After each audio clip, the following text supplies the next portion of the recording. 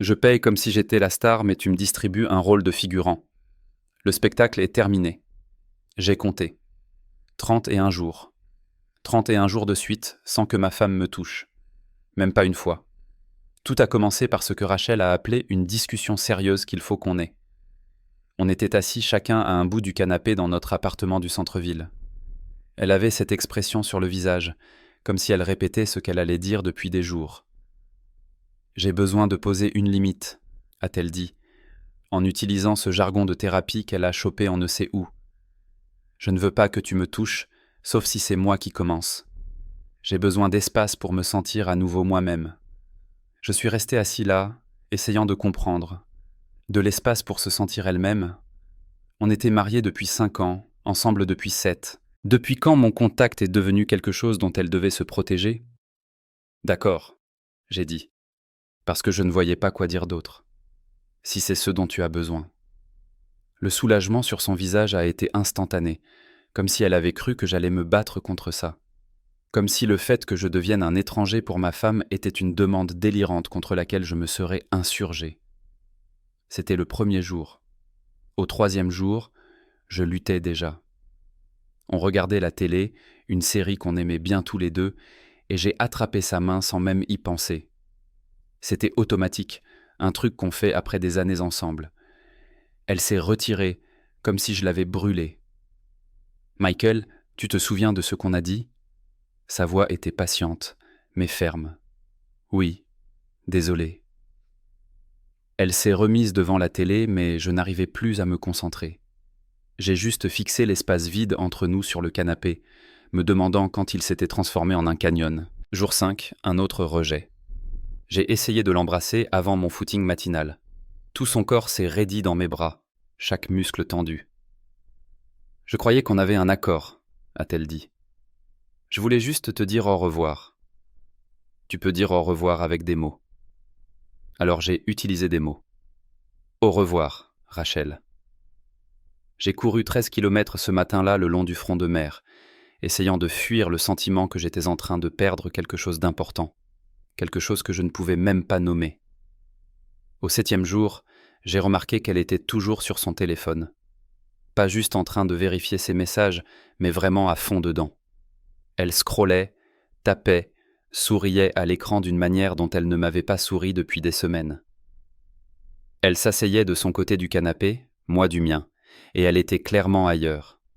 Quelque part qui illuminait son visage, pendant que je regardais de l'autre côté d'un océan de coussins. Ce soir-là, ça m'a frappé de plein fouet.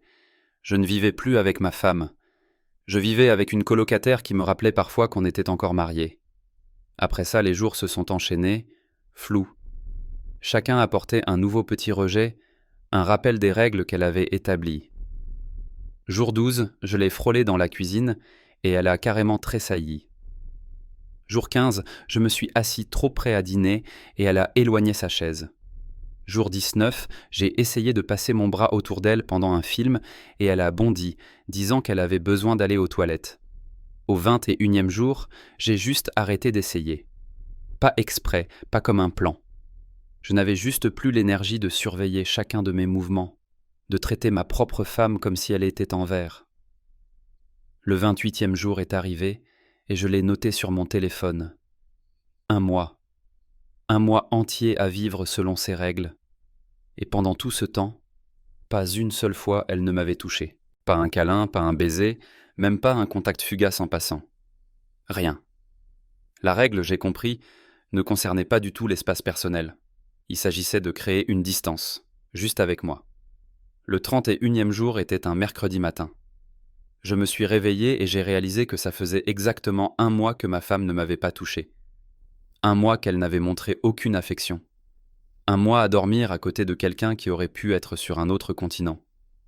Je l'ai trouvée dans la cuisine, en train de faire du café, les yeux rivés sur son téléphone, avec un petit sourire sur le visage. Ce sourire, si personnel et heureux et pas pour moi, a tout mis en perspective. « Ça fait 1 mois, j'ai dit. » Elle a levé les yeux, confuse. « 1 mois de quoi ? 1 mois que tu as posé ta règle. Tu ne m'as pas touché une seule fois. » Elle a fait un geste de la main, comme si je faisais toute une histoire pour rien. J'ai été occupé. Ne crée pas de drama là où il n'y en a pas. Et voilà, la pièce finale du puzzle. Je n'inventais rien, c'était déjà là. Elle ne voulait juste pas le voir.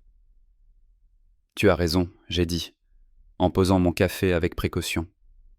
Ce n'est pas du drama. Alors arrêtons de faire semblant. J'ai attrapé mes chaussures de course et je suis sorti. Je n'ai pas claqué la porte, ni crié, ni fait quoi que ce soit de théâtral. Je suis juste parti, silencieux, maître de moi, comme si je me prouvais quelque chose sur la personne que j'allais être à partir de maintenant. J'ai couru pendant 3 heures ce matin-là le long de la baie, à travers les rues, devant le parc et de retour. Mes jambes brûlaient et mes poumons hurlaient, mais j'ai continué à courir. À chaque pas, je prenais une décision. Quand je suis finalement rentré, elle était exactement là où je l'avais laissée. Au même endroit au comptoir de la cuisine, scotchée à son téléphone. Elle ne m'a pas demandé où j'étais allé pendant 3 heures. Ne semblait ni inquiète, ni curieuse, ni rien. Parfait. Cet après-midi-là, Tyler a appelé. On jouait au basket le week-end, un truc que j'avais laissé tomber ces derniers temps sans donner d'explication. « T'étais passé où, mec ? T'as disparu d'un coup. » J'avais des problèmes à la maison.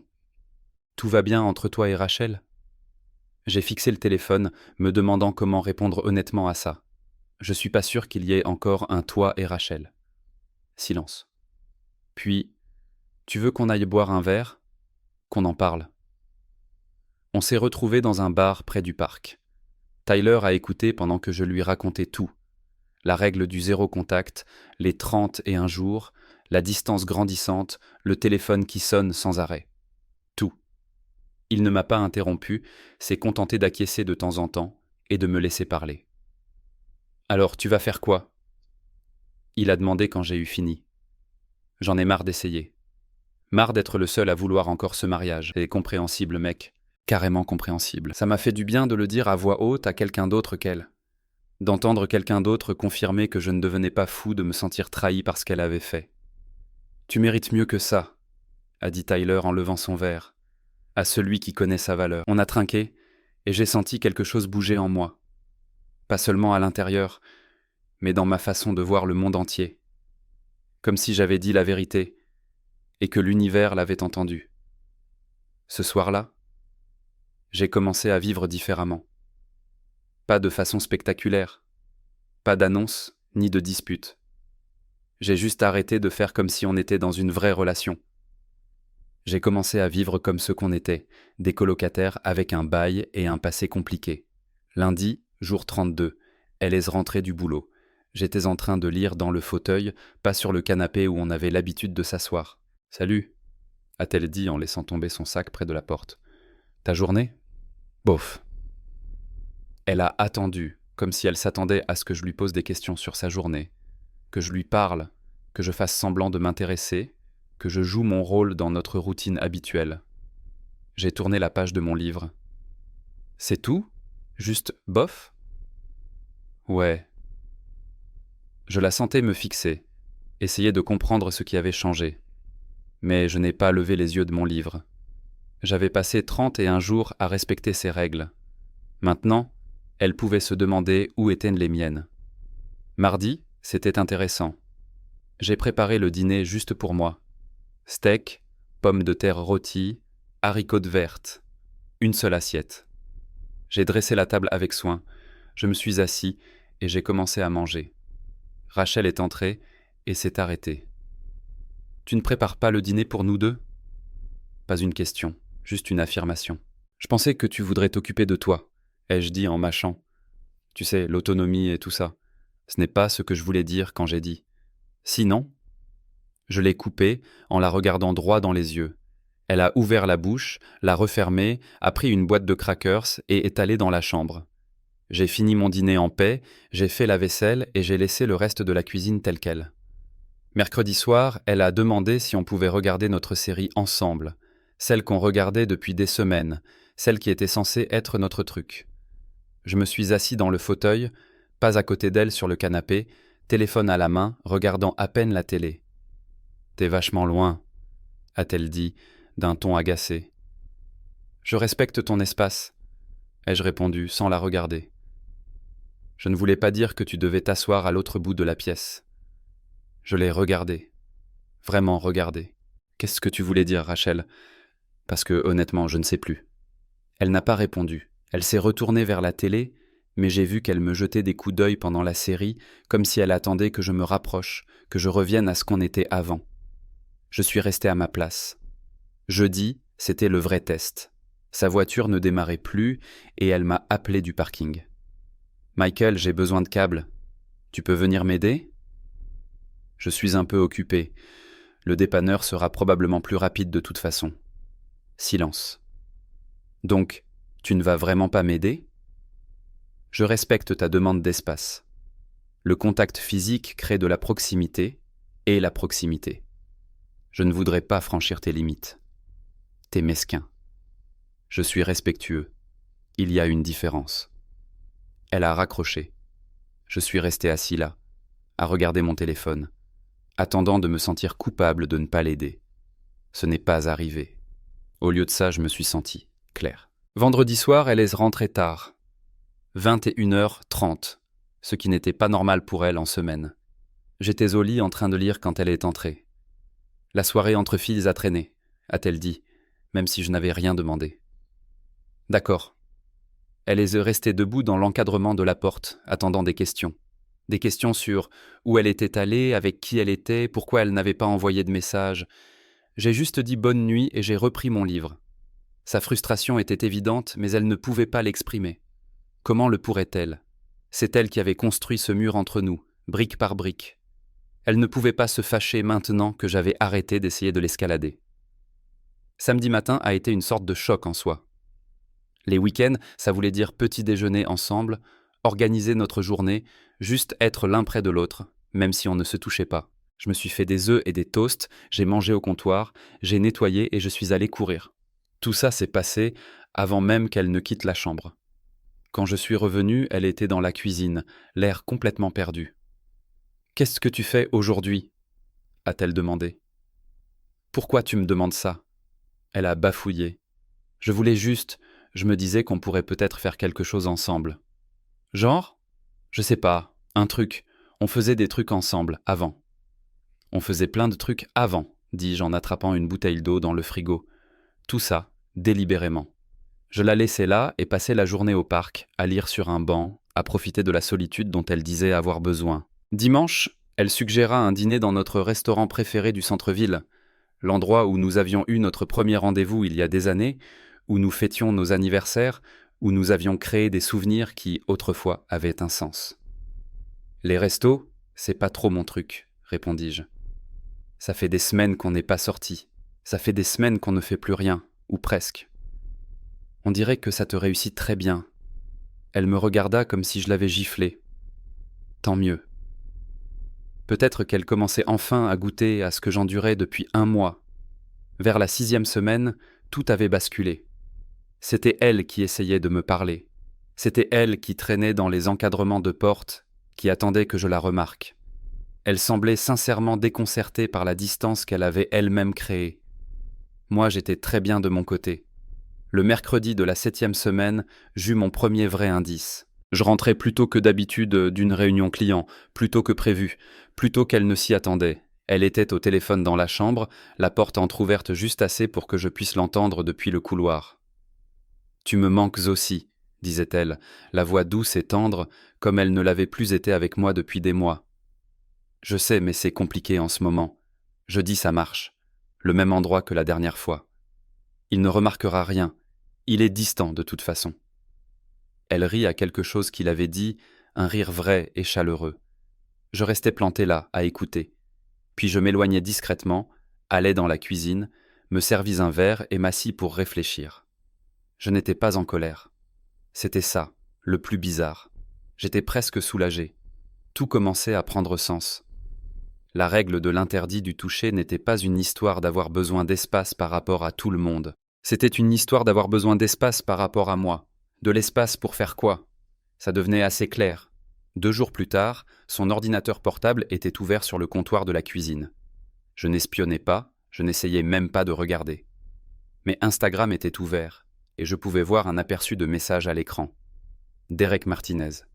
Ce nom me disait quelque chose. Elle l'avait mentionné il y a des mois, juste en passant, au cours d'un dîner. Un ex-petit ami de la fac qui venait de revenir vivre dans le coin après son divorce. Le message disait « J'ai hâte de te revoir ». J'en pris note, sans toucher à l'ordinateur portable ni en lire davantage, sans rien dire, je rangeais juste ça avec l'appel téléphonique et toutes les autres petites choses que j'avais remarquées sans même m'en rendre compte. Samedi, elle dit qu'elle allait au club de lecture.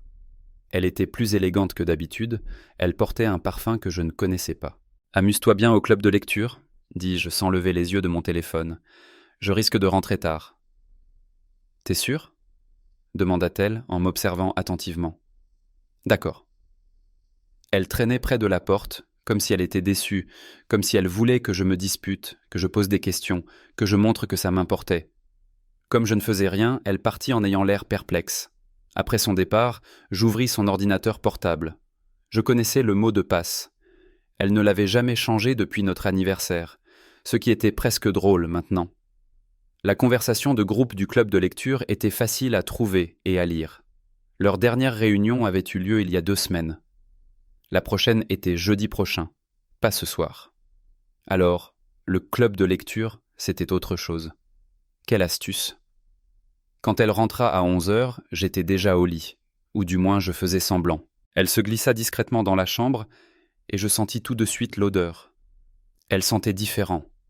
Pas elle, mais le parfum d'un autre mélangé à son nouveau parfum. Une odeur de culpabilité, de secret et de choix. Je continuais à respirer régulièrement, la laissant croire que je dormais, la laissant croire qu'elle sentirait. Le lendemain matin, elle me raconta que le club de lecture s'était terminé tard, qu'ils étaient allés boire un verre après. « Ça avait l'air sympa », dis-je en essayant de ne pas avoir l'air concerné. « Vous lisez quoi, en ce moment ?» Elle se figea une seconde. « Celui qu'on avait choisi la dernière fois. »« C'était lequel, déjà ?»« Tu sais, le polar. » J'acquiesçais, comme si je la croyais, comme si je ne la voyais pas essayer de se souvenir d'un mensonge qu'elle aurait dû répéter. « Amuse-toi bien avec ton livre. » Le vendredi, j'avais suffisamment de pièces pour reconstituer le puzzle. La règle de l'interdit du toucher qui avait commencé à peu près au moment où Derek était revenu. L'utilisation constante du téléphone, toujours face cachée, toujours dissimulée. Le faux club de lecture et les soirées tardives. Les nouveaux vêtements, le nouveau parfum, la nouvelle énergie qui venait d'ailleurs. Elle ne voulait pas d'espace avec moi pour elle-même. Elle voulait être libre d'être avec quelqu'un d'autre sans techniquement rompre ses vœux. Si de toute façon on ne se touchait pas, est-ce que ça comptait vraiment comme tromperie quand elle touchait quelqu'un d'autre ? Ce soir-là, pendant qu'elle était sous la douche, je cherchais des avocats spécialisés en divorce dans notre région. Pas par colère, par vengeance ou par dépit, juste par besoin simple et pratique. Ce mariage ? Terminé. Elle l'avait tué le jour où elle avait instauré cette règle. Je ne faisais que l'admettre, enfin. Le lundi matin de la 8e semaine, elle me coinça dans la cuisine avant que j'aille au travail. « Il faut qu'on parle de ce qui t'arrive, » dit-elle, les bras croisés. « Ce qui m'arrive ?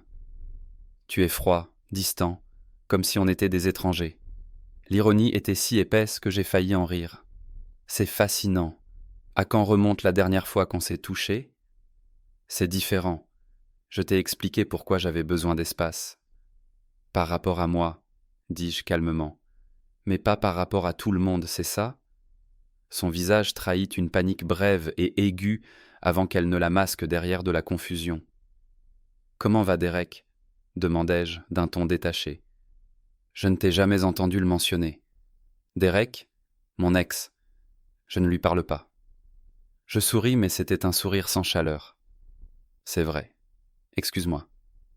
Je la laissai là et allai au travail, où au moins les choses étaient honnêtes. Le soir, elle changea de tactique. Elle s'assit près de moi sur le canapé, me toucha le bras, comme si les 6 dernières semaines n'avaient jamais existé. Je m'écartai. « J'essaye de me rapprocher, » dit-elle, avec une voix blessée. « Maintenant, oui. C'est toi qui as été distant. Je suis tes règles. »« Exactement, » dis-je, calmement. Ou ces règles ne valaient que pour moi. Elle se mit à pleurer, de vraies larmes. Il y a 1 mois, ça m'aurait anéanti. Je me contentais de me lever. Je vais me coucher. Je la laissai pleurer sans ressentir autre chose que de la fatigue. Mercredi, dit-elle. Club de lecture. Cette fois, j'étais prêt. Tu as ? Demandai-je. Quoi ? Le club de lecture ce soir. Quel livre lisez-vous ? Elle hésita. Celui qu'on a choisi la dernière fois. Le club de lecture, c'était il y a 2 semaines, dis-je, d'une voix égale. La prochaine réunion est ce jeudi. Je consultai la conversation de groupe. Son visage devint blanc. Comment osais-tu me surveiller comme ça ? Je ne te surveille pas. Je vérifie ton histoire. Les versions ne concordent pas. Je n'ai pas à me justifier. C'est vrai. Tu n'as pas à le faire. Je retournai à mon livre. Elle sortit en trombe, rentra à minuit, parfumée à une eau de Cologne qui n'était pas la mienne, et me trouva dans le salon. « Tu m'as attendu » demanda-t-elle, presque pleine d'espoir. Je suis restée éveillée. C'est différent. Elle essaya de m'embrasser, comme si de rien n'était, comme si on était normaux, comme si elle n'avait pas été avec quelqu'un d'autre. Je me détournai. « Tu ne veux même pas m'embrasser » Elle avait l'air blessée. « C'est quoi cette eau de Cologne » Sa main se porta à son chemisier. Un ami m'a fait la bise en partant. « Arrête, dis-je. Arrête de mentir. » Le lendemain matin, je trouvai un reçu dans sa veste. Elle me demanda de prendre son téléphone, et il tomba. Dîner pour 2 dans un restaurant chic du centre-ville jeudi dernier, le soir du club de lecture. Total, $140. Vin, hors d'œuvre, 2 plats principaux, dessert partagé. Pas un repas qu'on prend seul ou avec des amis du club de lecture. Un rendez-vous avec quelqu'un de spécial. Je pris une photo, remis le reçu à sa place et lui rendis son téléphone. « Merci », dit-elle, sans me regarder. « Pas de problème. » Elle n'avait aucune idée que je savais. Aucune idée que je notais chaque mensonge, que je conservais chaque preuve. Je ne préparais pas un dossier pour une dispute. Je cherchais de la clarté, à comprendre à qui j'avais affaire pour pouvoir décider quoi faire. Vendredi, c'était un spectacle. Je suis rentré, il y avait des bougies, de la musique douce, Rachel en lingerie que je ne lui avais jamais vue. « C'est quoi tout ça ?» demandai-je en posant mon sac. « Tu me manques, » dit-elle en s'approchant. « Tu me manques tellement. » « Vraiment ? Ou c'est le fait de m'avoir comme solution de repli qui te manque ? Ne sois pas comme ça. Je suis là, non ? J'essaie. » Elle tendit la main vers moi et je reculai. « Non, dis-je. Pourquoi tu ne veux pas me toucher ? » Des larmes de frustration maintenant. « Tes règles, tu te souviens ? Pas de contact physique, sauf si tu en es à l'initiative. » Ah, attends, tu en prends l'initiative maintenant. C'est marrant comme ton désir est revenu dès que tu as compris que j'avais arrêté de te courir après. Je dépassai les bougies, la musique, la comédie, et me dirigeai directement vers la chambre. Je l'entendis souffler sur les bougies, chaque expiration sonnant comme une petite défaite. Le lendemain, elle essaya la colère. « Très bien !» elle cria depuis la cuisine. « Tu veux la vérité ? Derek et moi, on s'est reparlé. On s'est vu prendre un café plusieurs fois. Voilà, c'est tout. Un café à minuit. Ce n'est pas ce que tu crois. » Je la regardais vraiment. Regardais. « Tu sais quoi ? Peu importe ce que je crois. C'est toi qui as fait ce choix en instaurant cette règle. Tu voulais me tenir à distance pendant que tu décidais si ton ex était mieux que ton mari. Très bien. Ton choix. Mais j'ai fait le mien aussi. Quel choix ? De ne pas être ton plan B pendant que tu fais ton shopping. Dimanche apporterait la révélation que j'attendais. Elle était en plein effondrement, passant en revue toutes les émotions, essayant d'en trouver une qui marcherait sur moi. « Je te testais !» finit-elle par crier, désespérée. Je m'arrêtai. « Tu me testais ? Je voulais voir si tu te battrais pour nous, si tu me courais après.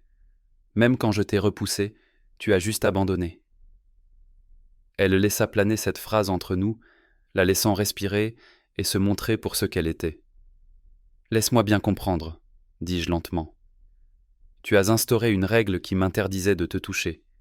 Tu as passé 6 semaines à m'éviter. Tu as rencontré ton ex à plusieurs reprises. Tu as menti sur tes allées et venues. Et j'étais censé. Quoi ? Supplier plus fort ? Te courir après davantage ? Abattre tes murs ? Les relations demandent des efforts des 2 côtés. Ça demande des efforts des deux côtés, ai-je acquiescé.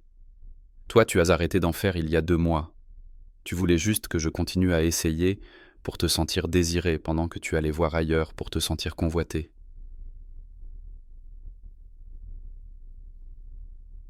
Je suis sorti. J'avais passé 31 jours à respecter ses limites. Maintenant, elle pouvait passer le reste de sa vie à respecter les miennes. Lundi, je lui ai dit cash que je pensais qu'on devrait se séparer. Le mot a fait l'effet d'une bombe. On peut faire une thérapie de couple, a-t-elle dit, s'accrochant à n'importe quoi. Travailler là-dessus ensemble. J'ai plus envie de travailler là-dessus. J'ai envie de travailler sur moi. Michael, s'il te plaît, ne fais pas ça. Je suis désolé que ça te fasse mal, mais j'ai souffert la première. Quand tu t'es éloigné de moi mardi après-midi, j'ai quitté le boulot plus tôt et j'ai roulé en voiture, à la recherche de studios. J'en avais trouvé pas mal en ligne et je voulais les voir en vrai. Je voulais me tenir dans des espaces qui pourraient être juste les miens, sans que sa désapprobation plane au-dessus de moi. Le 3e que j'ai visité était parfait. Petit, oui, mais un appartement d'angle avec de grandes fenêtres donnant sur la rue, du parquet, une petite cuisine, une salle de bain avec une pression d'eau correcte. Vide de tout ce qui comptait, mais plein de potentiel. Je le prends, ai-je dit au proprio sur le champ. Il avait l'air surpris. Vous ne voulez pas y réfléchir? En parler à votre femme? Non, ai-je dit. Je n'en ai pas envie. J'ai signé le bail sur place. 1er mois de loyer et dépôt de garantie, payé par chèque. J'avais l'impression d'acheter ma liberté, mètre carré par mètre carré. Quand je suis rentré à la maison ce soir-là, Rachel était en train de cuisiner. Elle a levé les yeux, pleine d'espoir, comme si mon absence signifiait que j'avais réfléchi à nous, à arranger les choses. « Tu étais où » a-t-elle demandé avec précaution. « Je réglais des affaires. » Elle avait envie d'insister, je le voyais, mais quelque chose sur mon visage l'a arrêté.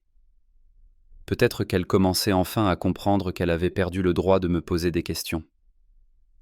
Au cours des jours suivants, j'ai franchi d'autres étapes.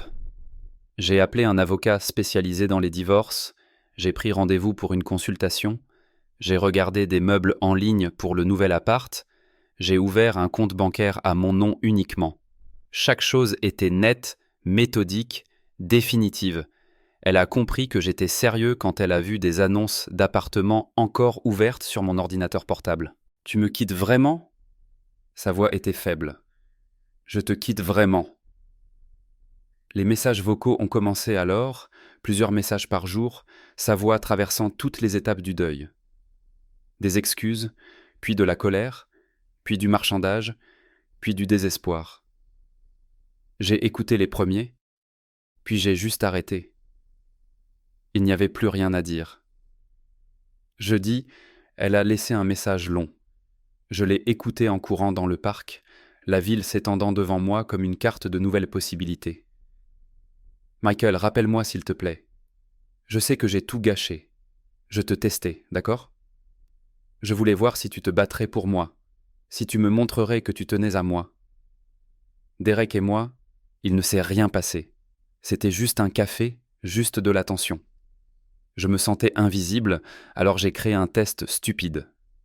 Et je le sais maintenant. Mais s'il te plaît, on peut arranger ça si tu veux juste me parler. Je te choisis toi. Je t'ai toujours choisi. Rappelle-moi, s'il te plaît. Je me suis arrêté de courir et j'ai sorti mon téléphone. J'ai tapé un texto qui ressemblait à la fin d'un livre. « Tu dis que tu me testais ? Laisse-moi te dire ce que j'ai appris de ton test. 1. Tu voulais de l'espace, alors je t'en ai donné. Résultat du test. Tu ne voulais pas vraiment d'espace. Tu voulais du drama. 2. Tu as arrêté de me toucher, alors j'ai arrêté d'essayer. Résultat du test. Tu ne me voulais que quand j'ai arrêté de te vouloir en retour.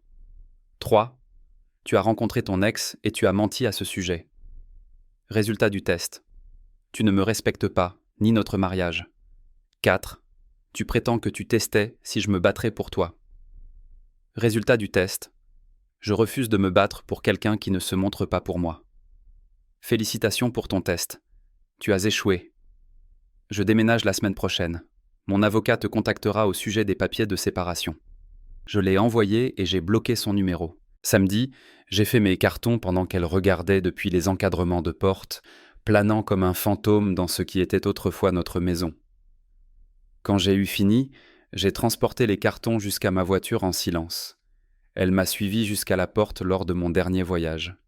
« S'il te plaît, ne fais pas ça », a-t-elle chuchoté, les larmes coulant sur son visage.